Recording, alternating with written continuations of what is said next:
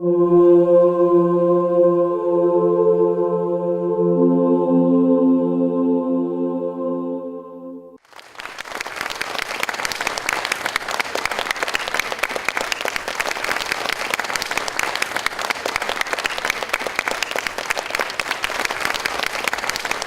morning. My name is Beth Olanoff, and I'm very pleased to be here this morning to talk to you about something that I'm passionate about, which is apparently what the definition is of a TED Talk. I'm also very pleased to have heard the earlier conversation this morning about the definition of feminism, and I'm going to expand a little bit on that subject. My talk this morning is called The Missing Half of American History, and this is part of the underlying issue of feminism that was the subject of our earlier speaker today. And I would submit to you that women have always been part of the past, but we haven't always been part of history. And it was Gloria Steinem who said it so succinctly for us. Gender bias and gender omission is all around us in our society. It's easy to see that women are left out of most of the textbooks that we studied as young people and that our young people study today. In fact, in many social studies textbooks, women in social studies textbooks in use in many classrooms today appear in only 11% of the sidebars, even the pictures, much less the stories. In fact, the women in the textbooks that are presented to our teachers in training is an even smaller number, fewer than 3%. Across the country, you can look around and see that women don't appear in the context around us either. Women are fewer than 5% of the more than 2,400 national park landmarks that we celebrate in our country, which means when we go out and about in our context, we don't see women's achievements in history. We don't see women's achievements in war or in peace or in any of the other things that they did. Looking elsewhere, we see that women are very few of the statues that are in our nation's capital. Women are very few of the statues that we see in New York City or in Philadelphia or as we ride around our environment. And in fact, no women appear on any U.S. paper money. Somebody said that when I made that point to her. She said, well, those are all presidents, and that's why that there are no women on paper money. But you know what? She was wrong about that. They're not all presidents. So if Benjamin Franklin can be on a piece of money, then why can't somebody else? And some of you on Facebook may have noticed that there's actually a campaign now to change some of our paper money and put a woman on. You got to vote, and I think I just read recently that it was Rosa Parks who won that very informal survey. Why is this a problem? Well, our earlier speaker talked a little bit about why this is a problem. But first of all, let's pay attention to the fact that it's the victors who write the history, right? So maybe that's why we don't know anything about women in history, because mostly history, the winners of history or the participants active participants in history who get to write the stories were men, and mostly white men at that. So they're the ones who write the history, and basically they wrote us out of the history. But in fact, excluding the story of women from the story of the United States is incorrect. It's just wrong. Women were there, they participated, they took part, they made significant contributions, and so not talking about them when we learn history is wrong. It's also misleading because it creates the impression that if women were there, and of course they were, they played a secondary role or they didn't contribute anything that was meaningful. And finally, it has a negative effect on people. And again, building on the remarks of our earlier commentator, it gives the impression that women cannot be the kinds of contributors that they were. They cannot be leaders. They cannot be great thinkers. They cannot be scientists. Leaving out the stories of women in our history hurts not only girls, because it doesn't show them the full range of role models that girls, and in fact everyone, needs to see to understand what's possible for them. Our very first speaker spoke about that. But it hurts boys as well, because it teaches boys that, in fact, women are not capable and have not been in those positions of power and authority and leadership. As a psychologist said, you'll have to read that because I can't see that far. Women's History Month actually gives the lie to our current status quo. We wouldn't need to have Women's History Month if we didn't do such a bad job of teaching about women's history. But of course, women didn't participate in history for just 1 month out of the year, so we shouldn't learn about women for just 1 month out of the year. And, in fact, I think that Women's History Month does a disservice to us because it lets the larger society think that if we talk about women during Women's History Month, we don't have to really talk about women's history for the rest of the time. And as you can see in this political cartoon, sometimes people think that as long as we just give women that little bit of time in March, then that's all we have to worry about. So now I'm going to show you some examples of women. And I can't see you, so it won't do well for me to ask you to raise your hands. But in your own mind, see if you recognize these women that are going to come up at this point, one at a time. Then I'll tell you their names, and you'll see if even that helps you know who they are. If anybody recognizes this woman, just call her name out. I'll give you a moment. Anyone? Gertrude Ederle. Does that help?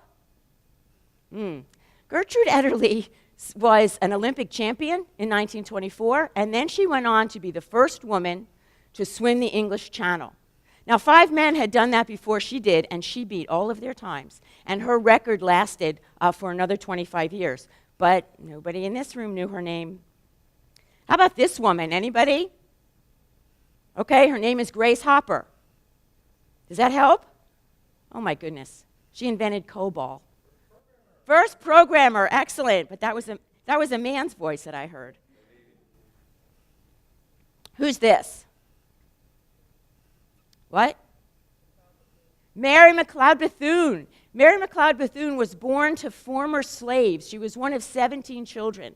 She's the only one that had the opportunity to go on to education. And then she believed so firmly in education that she started a school for young girls in Florida. But she went on to become an advisor to presidents. And in fact, was part of the kitchen cabinet for Franklin Roosevelt. Anyone? Madam C.J. Walker, very good. And I'd love to know after the talk how you know that. She is the first self-made millionaire, female millionaire in the United States. Of course, she's African American, and she made her money and her fortune and was then a great philanthropist, by the way, in beauty and hair care products for African American women. She was someone who took an idea, as Navarro, our first speaker today, saw opportunity and built her opportunity into a fortune for herself and others. And finally, this is going to be a tough one. You're not going to recognize her, but you may recognize her name, Dr. Virginia Apgar. Does anybody know what the Apgar score is?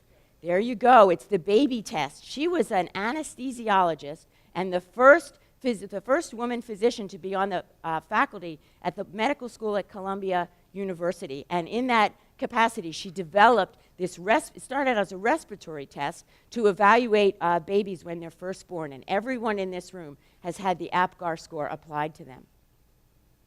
Here's some more, some more stories about women whose name, and girls, whose names you should know. This is Sybil Ludington. Sybil Ludington was a 16-year-old girl during the Revolutionary War when she rode out in a dark and stormy night to alert her father's militia that, in fact, the British were coming. She rode farther and alerted more people than Paul Revere, who apparently had a better publicist. She did get a stamp named after her, which is at least some recognition, and is one of the few statues of women around our nation. This is Deborah Sampson. She was dressed as a man and enlisted in the Continental Army, served for 2 years as an infantry soldier before her gender was discovered. I don't have a picture of Mary Bowser. She was a young African-American woman during the Civil War. She had learned to read. She could not only read right side up, but she could read upside down. And she hired herself out as a slave in the home of the Confederate president. And there read papers, overheard conversations, and reported back to the Union Army and was a very significant spy for the North. This book is called The Secrets of Mary Bowser. It is a wonderful book, and it's a historical novel, so it takes some liberties. But it's a wonderful story of this courageous young woman that I would venture to say no one in this room has ever heard of. Anybody? Who are these ladies? Suffragists, and in particular, they're the silent Sentinels. They were the first people to take protest to the gates of the White House. And what were they protesting about? Women's right to vote. No one, not a man or a woman, had taken protest to the gates of the White House before, and they were the first ones to do it, mostly led by this lady, Alice Paul. They were arrested for their trouble after President Wilson finally got sick and tired of them being there for 17 months every single day in rain or snow, and he had them arrested for blocking traffic, and when they wouldn't pay the fines, they were thrown into jail, and when they couldn't make their point about being arrested and imprisoned unlawfully, they went on a hunger strike, again led by Alice Paul. The force feeding of the women on a hunger strike and other physical brutalization so shocked the nation that President Wilson stopped opposing the national right to vote, and the 19th Amendment was legislated by Congress and finally ratified in 1920. I'm going to go quickly through some faces and names of women in the civil rights movement.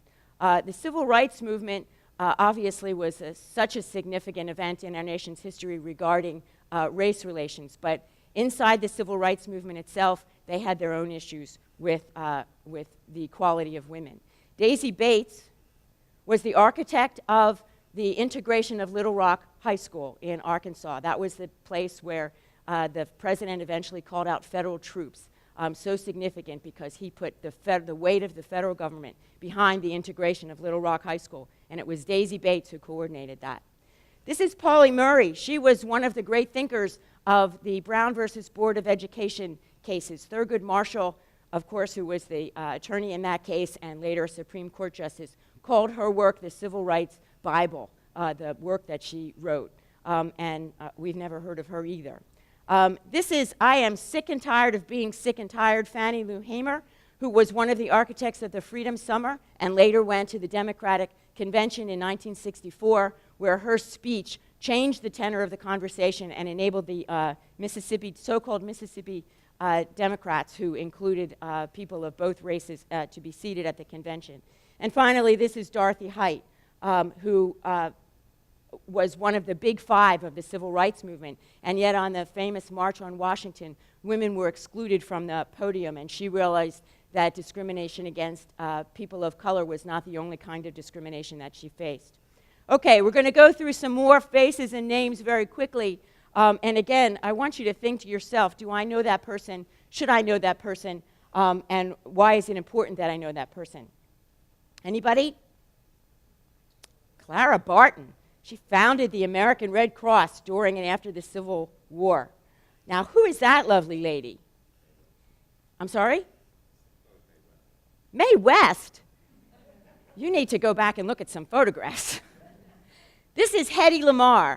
Now, why would I put Hedy Lamarr up here? Obviously, our entertainers are important, and she's a very glamorous entertainer in lots and lots of movies. But she also invented and indeed received a patent for a particular kind of technology during World War II that we use to this day. And if we didn't have what she invented, we wouldn't have Wi-Fi. So she's an extremely important technological innovator. I'm sorry? Brilliant inventor. Thank you. Anybody? Very dour-looking photograph of Frances Perkins, without whom we wouldn't have Social Security. She was the first woman cabinet member appointed by Franklin Delano Roosevelt, and she is the one who came up with many of the programs that we rely on today that we call our social safety net. Ida B. Wells, a lawyer and civil rights campaigner, anti-lynching journalist, who was way ahead of her time in terms of the causes that she supported and campaigned for. Anybody? Mother Jones. Mother Jones was a labor activist, lost both her husband and several of her children in a coal mining accident, and thereafter was a central figure of the labor movement of that time period. Somebody who was very well known during her time, but whose name, obviously, and image are unknown to us. And finally, anyone? Around the World in 80 Days? Who? Nellie Bly, very, very good. Nellie Bly was a very early muckraking, that's not the right word, investigative journalist. Before she did the Around the World in 80 Days trip, she went undercover, they wouldn't have called it that, but she went undercover to a mental institution to report on the conditions that were in that horrible place at that time. So again, and in the spirit of TED, and in the spirit of the things that some of our earlier speakers have said today, doing things changes things. Doing nothing leaves things exactly as they were. So I encourage you to think about the fact that women have been left out of our telling of American history, which has consequences even until this day. And do what you can to pay attention to our foremothers, talk about them, argue for them when you have the opportunity, and understand the importance that they have to our lives today. Thank you very much.